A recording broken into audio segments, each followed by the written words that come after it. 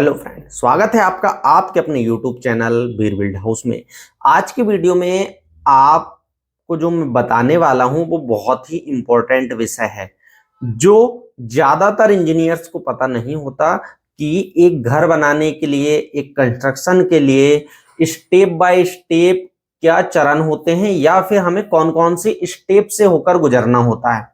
अगर आप अपना खुद का ऑफिस सेटअप करना चाहते हैं, खुद कंस्ट्रक्शन करना चाहते हैं, कॉन्ट्रैक्टर बनना चाहते हैं या डिजाइनिंग फील्ड में है, हर एक फील्ड के लिए ये टॉपिक बहुत इंपॉर्टेंट है और जो खुद अपना घर बना रहे हैं उनको तो ये जानना ही चाहिए।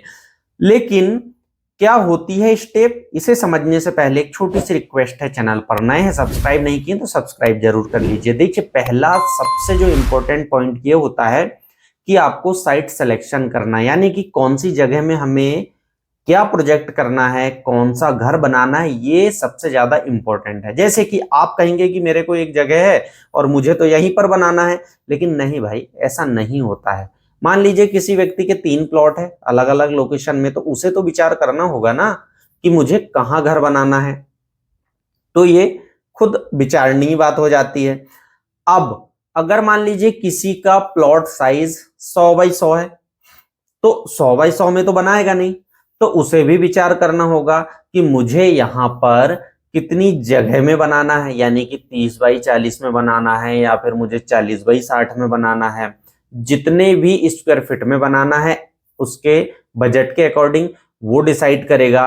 फिर इसके बाद होता है कि सामग्री क्या क्या लगेगी, इसका वो एक सूची जैसे तैयार कर ले, या तो फिर वो ये चीज देखे कि मुझे अच्छा इतनी चीजें लगेगी, ये मुझे काम करना है।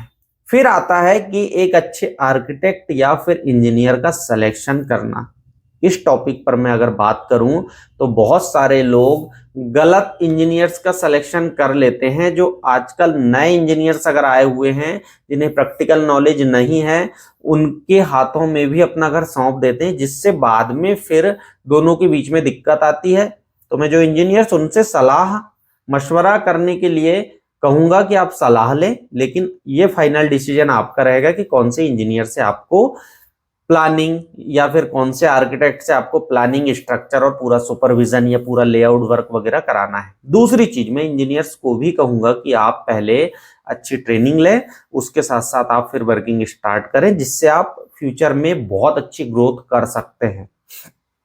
इसके बाद आता है कि उस बिल्डिंग का आपको अब क्या करना है, परमिशन करना है।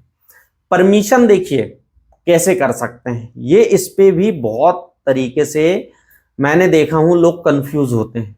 जब भी आपको अगर परमिशन लेना है तो सिंपल सा मेरे तरफ से मैं कहूंगा कि परमिशन, अगर आप ग्राम पंचायत या फिर गांव में घर बना रहे हैं तो अगर लोन वगैरह लेना है तब पंचायत की अनुमति की जरूरत पड़ेगी। नगर परिषद एरिया में बना रहे हैं, यानी कि उससे थोड़े से बड़े एरिया में जो तहसील प्लेस होते हैं, उस समय में परिषद से आपको परमिशन लेने की जरूरत होती है। इसके बाद नगर पालिका आती है, नगर पालिका में भी आपको परमिशन लेने की जरूरत पड़ेगी। ये सिर्फ भवन निर्माण की अनुमति की बात कर रहा हूं मैं। फिर नगर निगम क्षेत्र में भी आपको नगर निगम से, और महानगर में आपको जो भी वहां का महानगर होगा, जैसे नगर पालिका निगम, नगर निगम परिषद जो भी है, तो वहां से आपको लेना पड़ेगा, मतलब उसकी लोकल बॉडी से। अब यहां पर एक चीज और आएगी जो बहुत सारे लोग कंफ्यूज इस चीज को लेकर होते हैं कि जब भी मान लीजिए अगर आप यहां पर चाह रहे हैं परमिशन लेना, तो नगर निगम की परमिशन एक चीज हुई, लेकिन इसके साथ साथ एक नगर तथा ग्राम निवेश होता है जिसे टाउन एंड कंट्री प्लानिंग कहते हैं, इसकी भी परमिशन की जरूरत पड़ती है। और इसके पहले आपको जो आपके एसडीएम कार्यालय से आपको डायवर्सन भी पेपर बनवाना होता है। ये सारी चीजें अलग अलग है। इसके बारे में अगर आप कमेंट्स करेंगे तो हम एक डिटेल में इसी टॉपिक पर, परमिशन के टॉपिक पर वीडियो भी बनाएंगे।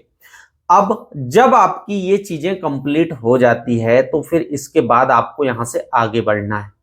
फिर जब आप आगे बढ़ेंगे तो यहां से आपकी अगली स्टेप आती है कि हमें बजट और निर्माण की सामग्री का प्लान करना है कि हमें कितने बजट तक का घर बनाना है। जो भी आपका बजट है वो आप समझकर चलें कि मुझे 10 लाख, 15 लाख, 20 लाख, 50 लाख या फिर 1 CR, जो आपका घर बनाने का कैपेसिटी होगा, जो आप कैपेबल हैं उतनी कैपेबिलिटी के साथ ही आप कोशिश करें कि मैं यहाँ पर घर बनाऊंगा। ऐसा बहुत ज्यादा अपने आर्किटेक्ट को स्पष्ट बताएं कि मेरा डिजाइनिंग का ये है, क्योंकि डिजाइन आपके बहुत अलग अलग तरीके से हो सकते हैं कॉस्टिंग वाले। नेक्स्ट अगर बात करें तो आपका फिर निर्माण कार्य की शुरुआत जो होती है, यहां से शुरुआत जब होती है तो सबसे पहले आपका आता है फाउंडेशन। फाउंडेशन के बाद आता है आपका प्लिंथ बीम। प्लिंथ बीम के बाद आपका प्लिंथ फिलिंग आता है। फिर आता है आपका यहाँ पर डोर विंडो का स्टेज, फिर स्लैब लेवल। इसी बीच में आपके स्टेयर केस, डोर, विंडो और बहुत सारी फिटिंग्स आती हैं। ये आपका कंप्लीट हो जाता है कि आपका यहाँ पर वर्क की स्टेज क्या क्या है। अब इन वर्क की स्टेज पर आपको क्या क्या सावधानी रखना है, इस पर तो हम ऑलरेडी बहुत सारे वीडियो बना चुके हैं। इसके बाद आता है फिनिशिंग और इंटीरियर।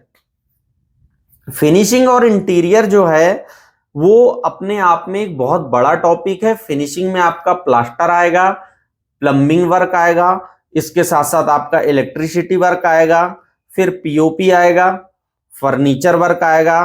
फर्नीचर वर्क के साथ आपका कलर, पेंट, पुट्टी और टाइल्स वगैरह, ये आपके फिनिशिंग वर्क में आ गए पूरे प्लास्टर के बाद के। अब यहां जब आपका सारा कंप्लीट हो जाता है, फिर लास्ट स्टेज होती है आपकी कि आपको इस घर में अब गृह प्रवेश करना है, क्योंकि आफ्टर ऑल दिखाना भी तो है हमें घर। तो जब आपका जो गृह प्रवेश है तो वो एक अच्छे तरीके से होगा। उससे पहले आप थोड़ा सा साइट इंस्पेक्शन कर लें, देख लें कि हमारे लाइट प्रॉपर चल रहे हैं या नहीं। उसके साथ साथ फिर आपके घर में कहीं कमी बेशी तो नहीं है, वो सारी चीजें आप पहले ही पूरी कराएं। हो सकता है आपका कहीं का जो नल है वो चालू ना हो, कहीं मान लीजिए आपकी टॉयलेट नहीं चल रही हो, क्योंकि शुरुआती दौर में ऐसा हो सकता है, उसे ठीक करना होता है। ये होते प्रैक्टिकल वर्क।